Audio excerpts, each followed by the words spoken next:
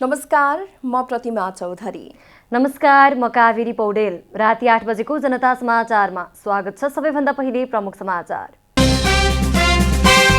संघभन्दा प्रदेशमा नेकपा एकीकृत समाजवादीको उपस्थिति बलियो बन्दै, विभिन्न प्रदेशमा समाजवादीको पक्षमा शनाखत गर्ने क्रम बढ्दो।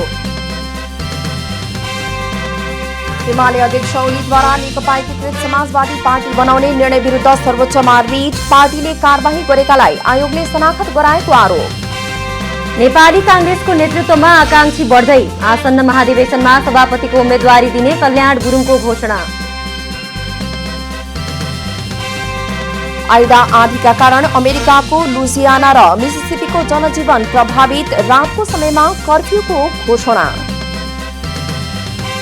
र साफ तयारीमा रहेको नेपाली फुटबल टोलीले भोलि भारतसँग पहिलो मैत्रीपूर्ण खेल खेल्दै सुखद नतिजा निकाल्ने दुवै टोलीको लक्ष्य।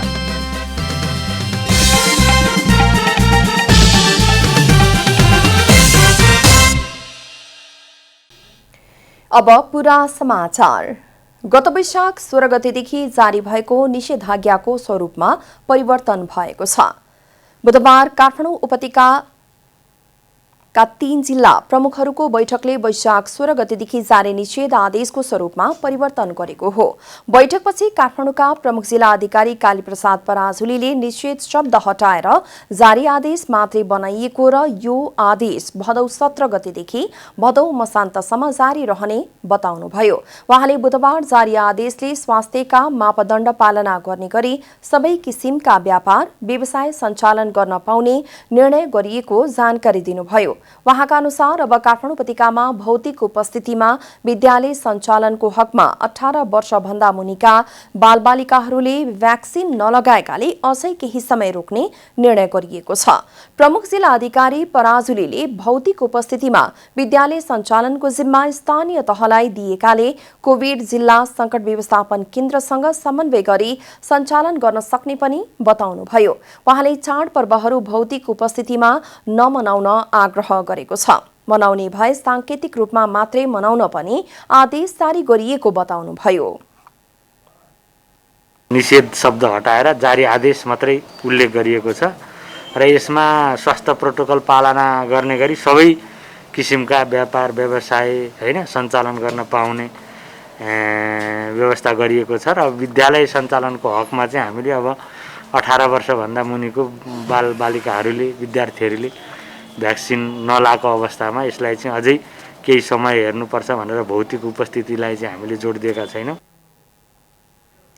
प्रमुख जिल्ला अधिकारी पराजुलीले व्यापार व्यवसाय गर्न पाउने भन्दैमा स्वास्थ्यका मापदण्ड पालना गर्न छाड्न नहुने बताउनुभयो।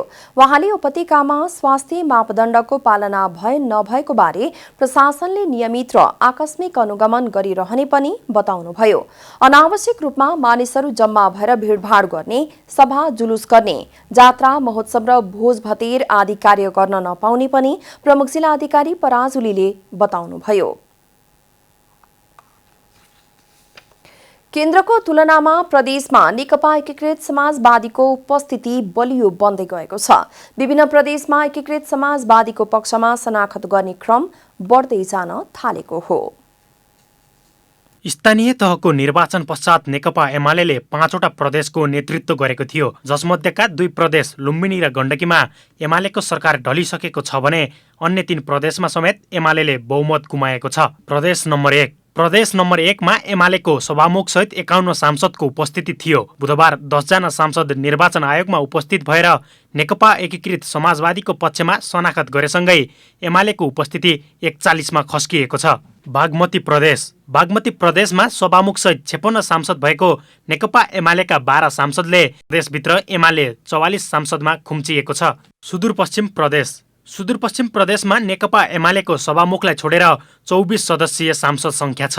24 सदस्य मध्येका 10 जना सांसदहरूले यही मंगलबार नेकपा एकीकृत समाजवादीका पक्षमा शनाखत गरिसकेका छन्। त्यस्तै शनाखतका लागि निर्वाचन आयोग पुगेका थप 3 सांसद आवश्यक कागजात नपुगेको कारण रोकिएका छन्। यो सँगै नेकपा एमालेका प्रभावशाली नेता भीम रावलको गृह प्रदेशमा नै एमालेको भन्दा नेकपा एकीकृत समाजवादीको उपस्थिति बलियो बनेको छ।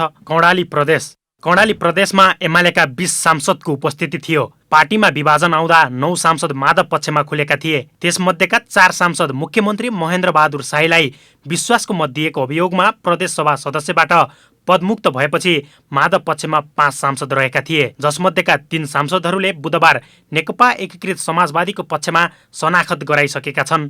त्यस्तै एमालेको सरकार नभएको प्रदेश नम्बर 2 मा समेत नेकपा एमालेको आधाभन्दा बढी सांसदले नेकपा एकीकृत समाजवादीको पक्षमा शनाखत गर्ने बताइएको छ। 21 जना एमालेमा निर्वाचित सांसद भएको प्रदेश नम्बर 2 सभामा करिब 13 जना एकीकृत समाजवादीमा लाग्ने बताइएको छ। लुम्बिनी प्रदेश सभामा माधव नेपाल पक्षको उपस्थिति कमजोर थियो। माधव नेपाल पक्षका सांसद मानिएका विष्णुपन्थी पहिलेबाट नै एमालेमा खुल्दै आएका छन्। त्यसबाहेक माधव पक्षकी सांसद मानिएकी रमा घरतीले भने नेकपा एकीकृत समाजवादीको पक्षमा शनाखत गराइसकेकी छन्। विकास पौडेल, राजनीतिक ब्युरो, जनता टेलिभिजन, काठमाडौँ। नेकपा एमालेका अध्यक्ष केपी शर्मा ओलीले एमाले विभाजन गरी नेकपा एकीकृत समाजवादी पार्टी बनाउने निर्णय विरुद्ध सर्वोच्च अदालतमा रिट दर्ता गराउनु भएको छ। नेकपा एमाले अध्यक्ष ओलीले वारिस मार्फत निर्वाचन आयोग, सभामुख अग्नि सापकोटा र एकीकृत समाजवादीका अध्यक्ष माधव कुमार नेपाल विरुद्ध रिट दर्ता गराउनु भएको हो। अध्यक्ष ओलीले आफ्नो पार्टीले कारबाही गरिसकेको व्यक्तिलाई शनाखत गराएर पार्टी विभाजन गरेको आरोप आयोगमाथि लगाएका छन् भने सभामुख सापकोटाले कारबाहीमा परेका सांसदबारे जानकारी नदिएको भन्दै रिट निवेदन दर्ता गराउनु भएको हो। अध्यक्ष ओलीले लुम्बिनी प्रदेशसभा विरुद्धमा पनि मुद्दा दर्ता गराउनु भएको छ। मुद्दाको पेशी शुक्रबार तोकिएको छ। नेपाली कांग्रेसका युवा नेता कल्याण गुरुङले आसन्न 14औं महाधिवेशनमा पार्टीको सभापतिमा उम्मेदवारी दिने घोषणा गर्नुभएको छ। गुरुङले पार्टीमा नयाँ पुस्ताले नेतृत्व लिने समय आएको भन्दै 80% युवा क्रियाशील सदस्य भएकाले आफू जितको नजिक भएको दावी गर्नुभयो। बुधबार पत्रकार सम्मेलन गर्दै नेपाली कांग्रेसका केन्द्रीय सदस्य कल्याण गुरुङले पार्टी सभापतिमा उम्मेदवारी दिने घोषणा गर्नुभएको छ। गुरुङले पार्टीमा नयाँ पुस्ताले नेतृत्व लिनुपर्छ भन्ने अधिकांश सदस्यहरूको माग रहेको भन्दै आफूले 80% युवा क्रियाशील सदस्यको प्रतिनिधित्व गर्ने दावी गर्नुभयो। उहाँले 30 वर्षदेखि पार्टी र देशको नेतृत्व उही पुस्ताले गरिरहेको भन्दै शासन व्यवस्थामा परिवर्तन आए पनि नेतृत्वको सोचमा परिवर्तन नआएकाले आफ्नो उम्मेदवारी युवा वर्गमा उत्साह जगाउने बताउनुभयो। पात्र र प्रवृत्ति दुवैको परिवर्तनको आवश्यक भएकोले परिवर्तनको प्रतिनिधित्व गरेर तपाईँ उम्मेदवारी बनिरहनु भएको छ। त्यसैले हामी तपाईँलाई मतदान गर्छौँ भनेर सबै उमेर समूहका मानिसहरूले मलाई भन्नुभएको छ। त्यसैले म सबै उमेर समूहको मत पाएर, सबै उमेर समूहले मलाई मतदान गर्नुहुन्छ, सबै उमेर समूहको मत पाएर म नेपाली कांग्रेसको केन्द्रीय सभापतिमा म निर्वाचित हुने सम्भावना मेरो बलियो भएर गएको छ। गुरुङले उम्मेदवारी घोषणालाई बार्गेनिङ टुलका रूपमा प्रयोग नगर्ने दावी गर्नुभएको छ। एउटा पदमा उम्मेदवारी घोषणा गरिसकेपछि त्यही पदमा चुनाव लड्नुपर्ने उहाँको धारणा छ।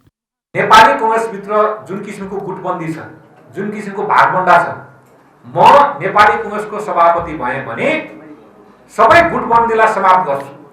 नेपाली कांग्रेसलाई विधान अनुसार सञ्चालन गर्छु।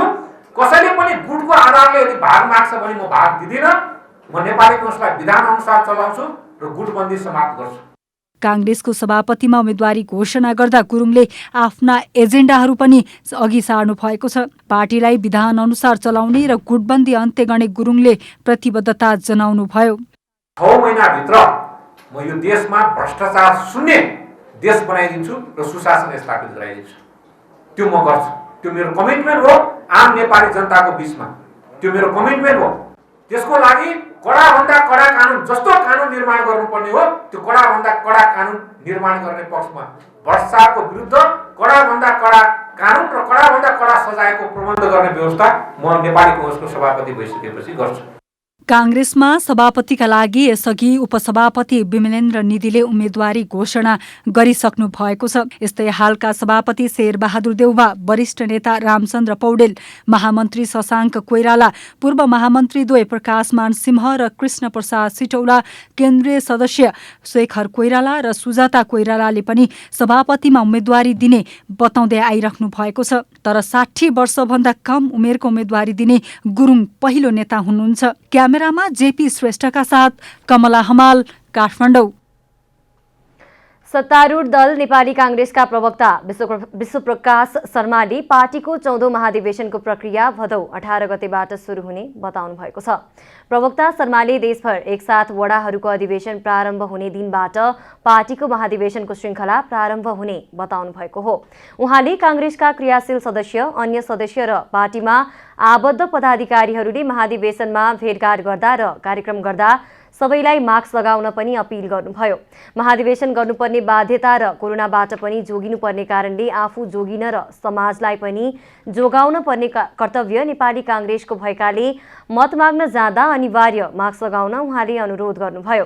18 गतेबाट महाधिवेशन सुरु गर्ने भनिए पनि 56 वटा जिल्लाका मात्रै क्रियाशील सदस्यहरूको सूची सार्वजनिक भएको र कोरोनाको जटिलता रहेकाले महाधिवेशनका लागि अझै 2 वटा जटिलता रहेको उहाँले बताउनुभयो। विभिन्न तहको नेतृत्वमा रहनुभएका सबैलाई नेपाली कांग्रेसको केन्द्रीय कार्यालयको तर्फबाट एवं सूचना सञ्चार तथा प्रसार विभागको तर्फबाट हामी अपील गर्दछौँ, मास्क लगाउन ल। किनभने एकातर्फ महाधिवेशन गर्नुपर्ने जिम्मेवारी हाम्रो काँधमा छ, अर्कोतर्फ कोरोनाबाट आफू जोगिने, आफ्नो परिवारलाई जोगाउने र हाम्रा कारणले समाजमा संक्रमण फैलिन नदिने र नागरिकको जीवन रक्षा गर्ने हाम्रो कर्तव्य छ। त्यसैले महाधिवेशनको प्रक्रियामा जाँदै गर्नुभएका सबै आदरणीय साथीहरूलाई महाधिवेशनबाट क्षेत्रीय प्रतिनिधि या वडा तहमाबाट नेतृत्वमा आउने क्रम सुरु गर्नुभएका सबै साथीलाई मत माग्न जाँदा अथवा मत लिन साथी घरमा आउँदै गर्दा एउटाले अर्कोलाई सोधौँ मास्क लगाउँ भनेर, मास्क लगाउन ल भनेर विनम्रतापूर्वक अपील गरौँ। प्रवक्ता शर्माले 18 गतेबाट पार्टी महाधिवेशन सुरु हुँदै गर्दा कोरोना, अन्य केही जटिलता तथा क्रियाशील सदस्यताको विवरण नटुङ्गिएको खण्डमा त्यो जिल्लाका केन्द्रीय निर्वाचन प्रतिनिधिहरूले केन्द्रीय निर्वाचन समितिसँग समन्वय गरेर अनुकूलता बमोजिम सार्न सक्ने बताउनुभयो। या अन्य केही जटिलताहरू उत्पन्न भएको खण्डमा, क्रियाशील सदस्यताको विवरण नटुङ्गिएको खण्डमा तत् जिल्लाहरूका केन्द्रीय निर्वाचन प्रतिनिधिहरूले केन्द्रीय निर्वाचन समितिसँग सम्पर्क गरेर समन्वय गरेर अनि अनुमति लिएर ती जिल्लाको अधिवेशनलाई 18बाट 19, 20, 21 पनि आफ्नो त्यहाँको अनुकूलता बमोजिम गर्न सक्नु नै हुनेछ। प्रवक्ता शर्माले अधिवेशन गर्न जाँदै गर्दा नेतृत्वको चयन गरेर नेतृत्वलाई लिएर आउने दायित्व र पार्टीलाई ऊर्जा भरेर रूपान्तरित कांग्रेस, रूपान्तरित देश बनाउने अठोट अभियानमा एकले अर्कोलाई सहयोग गर्नुपर्ने आवश्यकता रहेको बताउनुभयो। संसदीय समितिले दिगो विकास लक्ष्य प्राप्तिका सम्भाव्य सबै वित्तीय स्रोत परिचालन गर्ने गरी आवश्यक नीतिगत व्यवस्था गर्न सरकारलाई निर्देशन दिएको छ। समितिले योजना निर्माणका संरचनामा पनि आवश्यक फेरबदल गरी स्थानीय सरकारलाई सहभागी गराउन पनि निर्देशन दिएको छ। संघीय संसद राष्ट्रिय सभा अन्तर्गतको दिगो विकास तथा सुशासन समितिको सिंहदरबारमा बुधबार बसेको बैठकले वित्तीय स्रोत परिचालन संघीय संरचनाको अवधारणा अनुसार हुन नसक्दा विकासका लक्ष्यलाई स्थानीयकरण गर्न बाधा उत्पन्न भएको निष्कर्ष निकाल्दै स्रोत परिचालनको उपायहरू पहिचान गरी आवश्यक व्यवस्था गर्न निर्देशन दिएको हो। दिगो विकास लक्ष्यलाई स्थानीयकरण गर्ने कार्यमा सबै तहका सरकारको स्वामित्व कायम रहने गरी काम गर्ने व्यवस्था मिलाउन पनि समितिले भनेको छ। समितिले कोभिड-19 महामारीले राम्रो स्वास्थ्य र समृद्ध जीवनस्तर भन्ने दिगो विकास लक्ष्यमा को असर कम गर्न राष्ट्रिय जनस्वास्थ्य रणनीति तय गरी स्वास्थ्य क्षेत्रको संरचनागत सुधारको साथै सरकारी स्वास्थ्य सेवाको गुणस्तर बढाउन पनि निर्देशन दिएको छ। कोभिडले गर्दा आम जनसमुदायमा व्यक्तिगत रूपमा परेको प्रभाव मध्ये एक मानसिक स्वास्थ्य पनि देखिएको छ। तसर्थ त्यो प्रभावलाई कम गर्न केन्द्र, प्रदेश र स्थानीय तहका सरकारवाला निकायहरू बीच समन्वय तथा सहकार्य गरी हरेक वर्ग, तह र तबकामा आवश्यकता अनुसार मनोसामाजिक परामर्शको व्यवस्था मिलाउन यो समिति सरकारलाई निर्देशन दिन्छ। छलफलमा अर्थ राजनीतिक विश्लेषक डाक्टर अच्युत वाग्लेले संघीय संरचना अनुसार स्थानीय र प्रादेशिक तहमा प्राकृतिक स्रोत साधन तथा वित्तीयको हस्तान्तरण नभएसम्म विकासको लक्ष्य हासिल गर्न नसकिने बताउनुभयो। संघीयता बनाउँदाखेरि कर बिन्दुहरू संघीय र स्थानीय तहमा कसरी हस्तान्तरण हुन्छन् हिजोको एकल राज्य हुँदाखेरि भन्ने कुरालाई कहीँ वास्ता गरिएन। छलफलमा डाक्टर श्याम प्रसाद लोहनीले कोभिड-19 महामारीले निम्ति आएका विभिन्न समस्याले मानिसहरूमा अनेकन मानसिक समस्या देखिएको र आत्महत्याका घटना बढेको बताउनुभयो। आत्महत्याको दरलाई चाहिँ प्रति 1 लाखमा अहिले 25 रहेछ। नेपाल चाहिँ 8औं स्थानमा पर्छ आत्महत्या गर्ने प्रिभ्यालेन्स हेऱ्यो भने चाहिँ, दर हेऱ्यो भने। जुन 2030 सम्ममा हाम्रो 1 प्रति लाखमा 1 जनामा पुर्याउने लक्ष्य छ।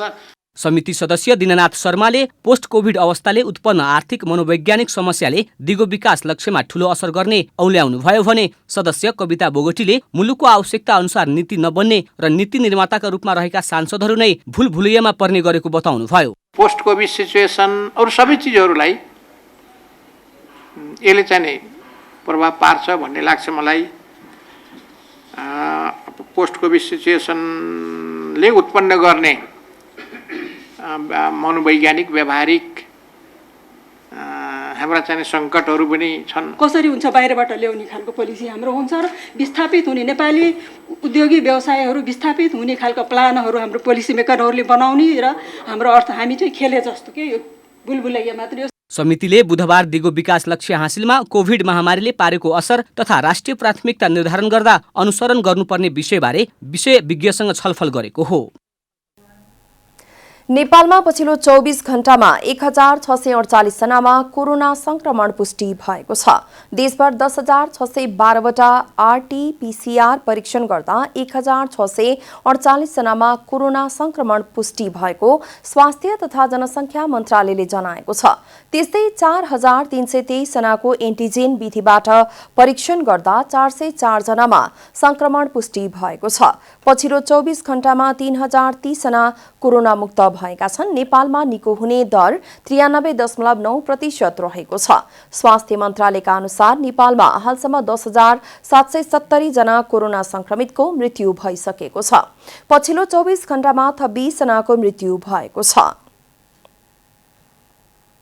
राष्ट्रिय सभा अन्तर्गतको विधान व्यवस्थापन समितिले अनुगमन तथा मूल्याङ्कन विधेयक 2076 पारित गरेको छ। समितिको बुधबार बसेको बैठकले अनुगमन तथा मूल्याङ्कन विधेयक 2076 पारित गरेको हो। समिति सभापति परशुराम मेघी गुरुङले विधेयक समितिले सर्वसम्मत पास गरेको जानकारी दिनुभयो।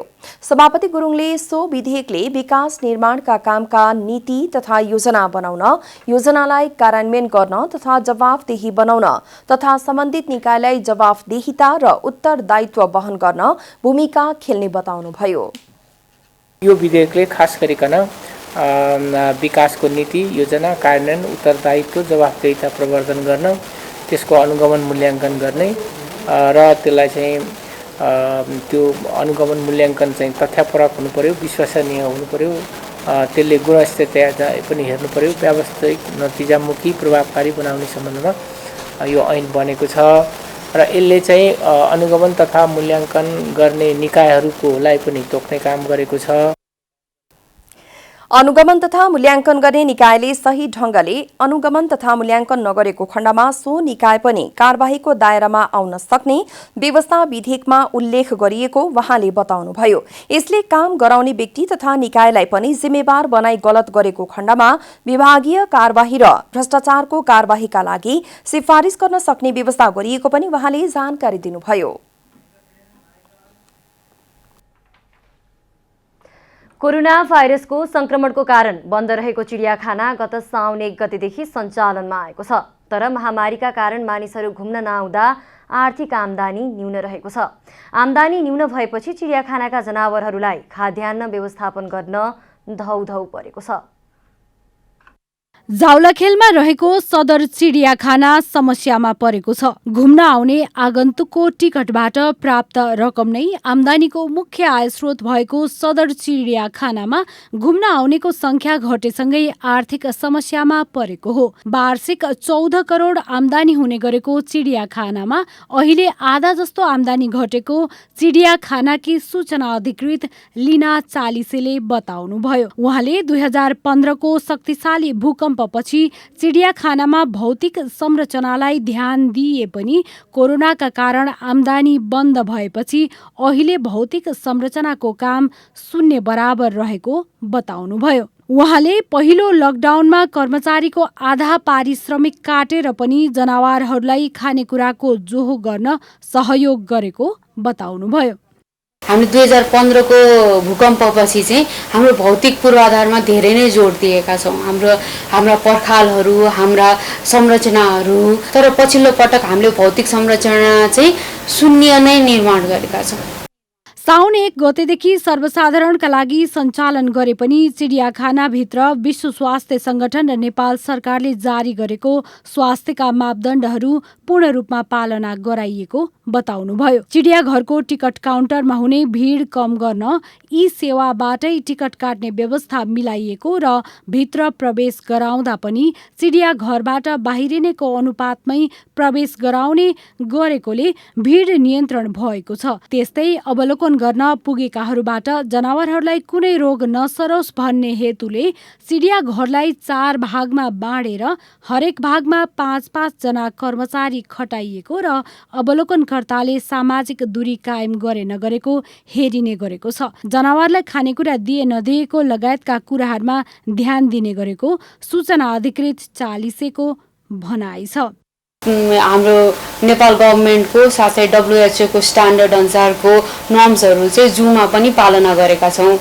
यसमा चाहिँ हामीले मास्क अनिवार्य अनि सामाजिक दूरी कायम गर्ने, त्यस्तै गरी सेनिटाइजरको प्रयोग गर्ने, यो चाहिँ यथावत हामीले अनि जथाभावी थुक्ने यो ठाउँ स्पेसिफिक पनि हामीले केही नर्म्सहरू लिएर आएका छौँ।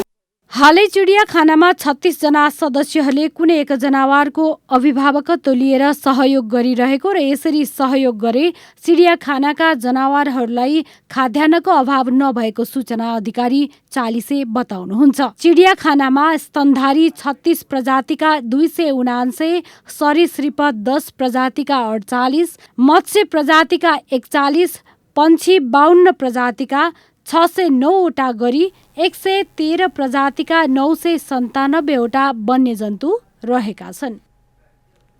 अब आर्थिक समाचार। आर्थिक समाचारका साथमा हुलास भए अरू किन खोज्ने।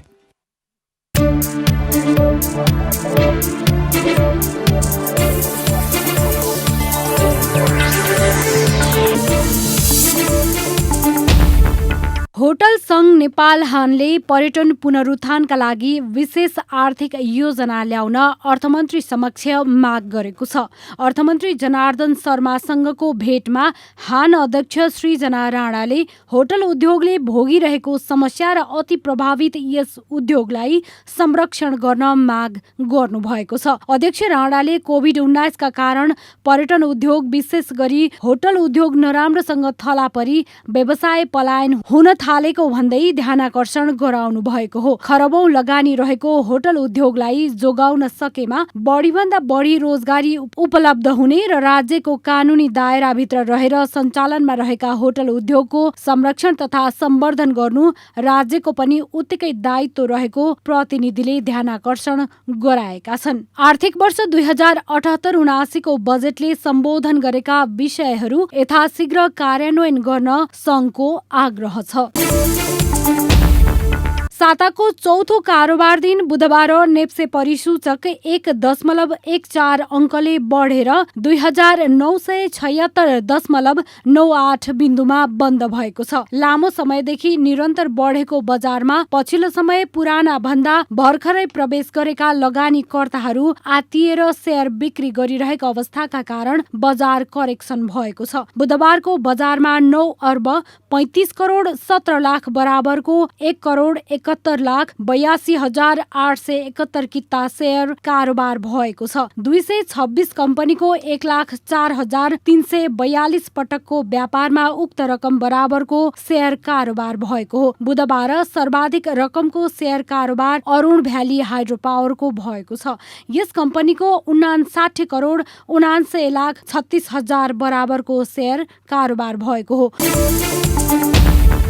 इन्टेक्स ब्रान्डका इलेक्ट्रोनिक्स सामान नेपालमा पाइने भएको छ। इन्टेक्स ब्रान्डका परिवारका लागि आवश्यक पर्ने लगायतका इलेक्ट्रोनिक्स सामानहरू नेपालमा रिसिक ट्रेडिङ कन्सर्न प्रणालीले आधिकारिक विक्रेता भएर नेपालभित्र आएको बुधबार आयोजित एक पत्रकार सम्मेलनमा जानकारी गराइएको हो। रिसिक ट्रेडिङ कन्सर्न प्रणालीको प्रबन्ध निर्देशकको रूपमा रहनुभएकी अभिनेत्री करिश्मा मानन्धरले घरायसी रूपमा प्रयोग हुने इलेक्ट्रोनिक सामान खरिद गर्दा उपभोक्ताहरूले इन्टेक्स ब्रान्डलाई प्रयोग गर्न र आफूले चालेको नयाँ पाइलामा साथ दिन आग्रह गर्नुभयो। पाइला राख्न लागेको पाइला चाहिँ सफल हुनेछ र यहाँहरूको साथ हामीले पाउनेछौँ भन्ने मैले असाध्यै विश्वास लिएको छु। किन भन्दाखेरि हामीले यतिका धेरै एबी हेरिसके पछाडि थाहा पाइसक्यौँ कि इन्टेक्सको ब्याकग्राउन्ड के हो र यो कस्तो प्रडक्ट हो। म आफै पनि असाध्यै विश्वास लागेर यसमा पाइला राखेको छु। इन्टेक्स ब्रान्ड विगत 25 वर्षदेखि विश्व बजारमा आए पनि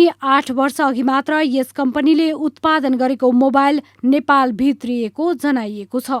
इन्टेक्स ब्रान्डका सामानको 1 वर्षदेखि 10 वर्षसम्म वारेन्टी रहेको पत्रकार सम्मेलनमा जानकारी गराइएको छ।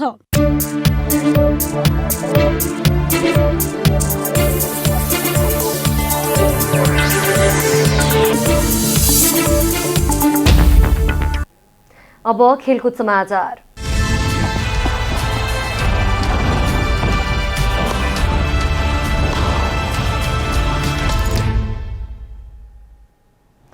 साफ तयारीमा रहेको नेपाली फुटबल टोलीले बिहिबार पाहुना टोली भारतसँग पहिलो मैत्रीपूर्ण खेल खेल्दैछ।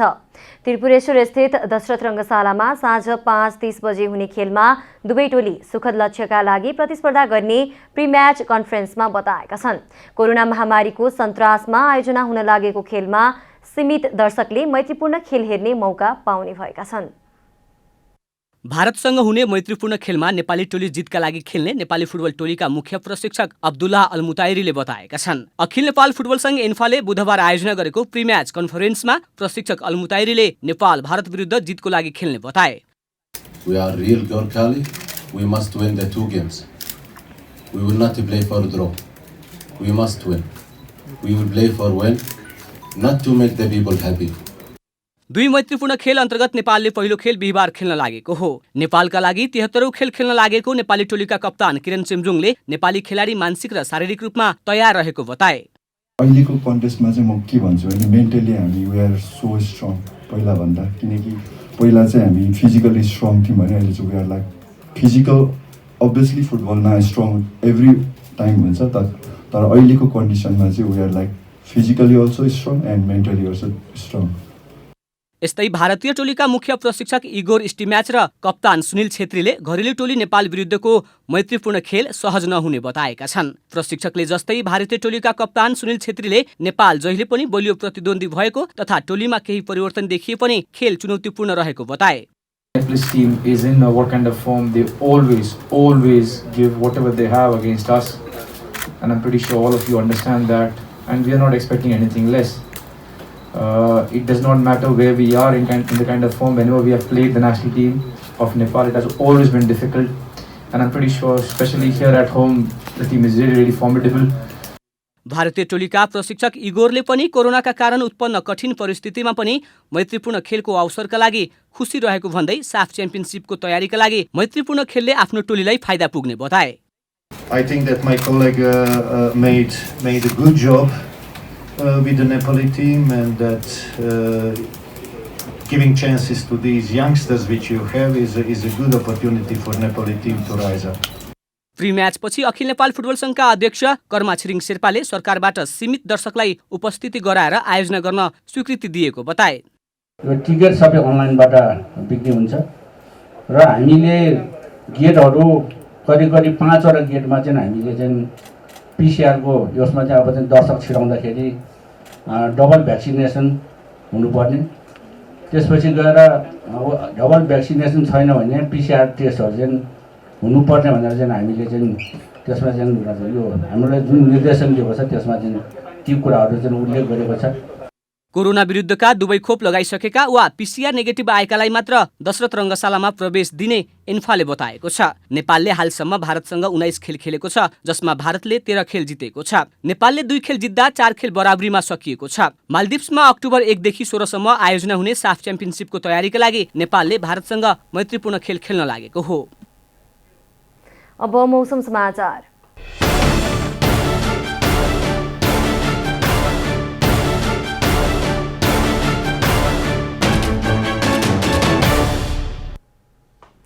आज राति देशभर सामान्य बदली रही केही स्थानहरूमा हल्कादेखि मध्यम वर्षाको सम्भावना रहेको छ। प्रदेश 1 र गण्डकी प्रदेशका 1-2 स्थानमा मेघगर्जन र चट्याङ सहित भारी वर्षाको सम्भावना रहेको जल तथा मौसम पूर्वानुमान महाशाखाले जनाएको छ। अब देशभरका विभिन्न स्थानका मौसम सम्बन्धी थप विवरण।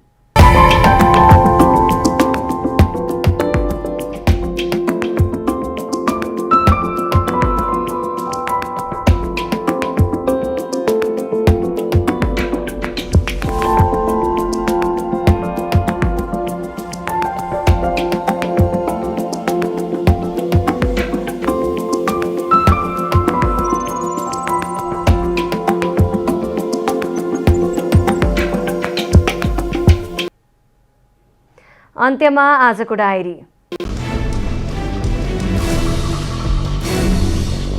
गत वैशाख 16 गतेदेखि जारी भएको निषेधाज्ञाको स्वरूपमा परिवर्तन भएको छ। आज काठमाडौँ उपत्यकाका 3 जिल्ला प्रमुखहरूको बैठकले वैशाख 16 गतेदेखि जारी निषेध आदेशको स्वरूपमा परिवर्तन गरेको हो। बैठकपछि काठमाडौँका प्रमुख जिल्ला अधिकारी कालीप्रसाद पराजुलीले निषेध शब्द हटाएर जारी आदेश मात्रै बनाइएको र यो आदेश भदौ 17 गतेदेखि भदौ मसान्तसम्म जारी रहने बताउनुभयो। जारी आदेशले स्वास्थ्यका मापदण्ड पालना गर्ने गरी सबै किसिमका व्यापार व्यवसाय सञ्चालन गर्न पाउने निर्णय गरेको छ। नेकपा एमालेका अध्यक्ष केपी शर्मा ओलीले एमाले विभाजन गरी नेकपा एकीकृत समाजवादी पार्टी बनाउने निर्णय विरुद्ध सर्वोच्च अदालतमा रिट दर्ता गराउनु भएको छ। अध्यक्ष ओलीले वारिस मार्फत निर्वाचन आयोग, सभामुख अग्नि सापकोटा र एकीकृत समाजवादीका अध्यक्ष माधव नेपाल विरुद्ध रिट दर्ता गराउनु भएको हो। अध्यक्ष ओलीले आफ्नो पार्टीले कारबाही गरिसकेको व्यक्तिलाई शनाखत गराएर पार्टी विभाजन गरेको आरोप आयोगमाथि लगाएका छन् भने सभामुख सापकोटाले कारबाहीमा परेका सांसदबारे जानकारी नदिएको भन्दै रिट निवेदन दर्ता गराउनु भएको हो। नेपालमा पछिल्लो 24 घण्टामा 1648 जनामा कोरोना संक्रमण पुष्टि भएको छ। त्यस्तै 3030 जना कोरोना मुक्त भएका छन्। नेपालमा निको हुने दर 93.9% रहेको छ। स्वास्थ्य मन्त्रालयका अनुसार नेपालमा हालसम्म 10,770 जना कोरोना संक्रमितको मृत्यु भइसकेको छ। पछिल्लो 24 घण्टामा थप 20 जनाको मृत्यु भएको छ।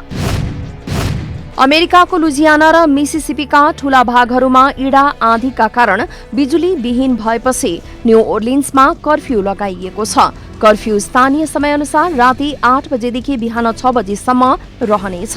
न्यू ओर्लिन्सका प्रहरी अधिकारीले शहरमा धेरै लुटपाटको घटना भएको बताएका छन्। शहरको केही क्षेत्रमा बिजुली सुचारू हुन केही हप्ता लाग्ने भन्दै सचेत गराइएको छ।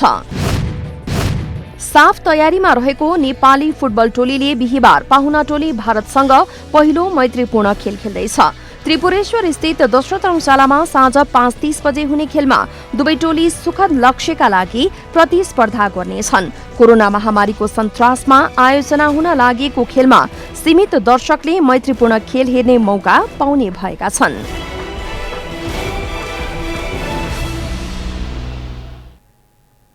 जनता समाचार हेलीलाई यति नै। जनताद्वारा जनताका लागि प्रसारित जनता टेलिभिजनका कार्यक्रमहरू युट्युब, ट्विटर, फेसबुक र हाम्रो वेबसाइट जनतासमाचार.com मा पनि पढ्न र हेर्न सक्नुहुनेछ।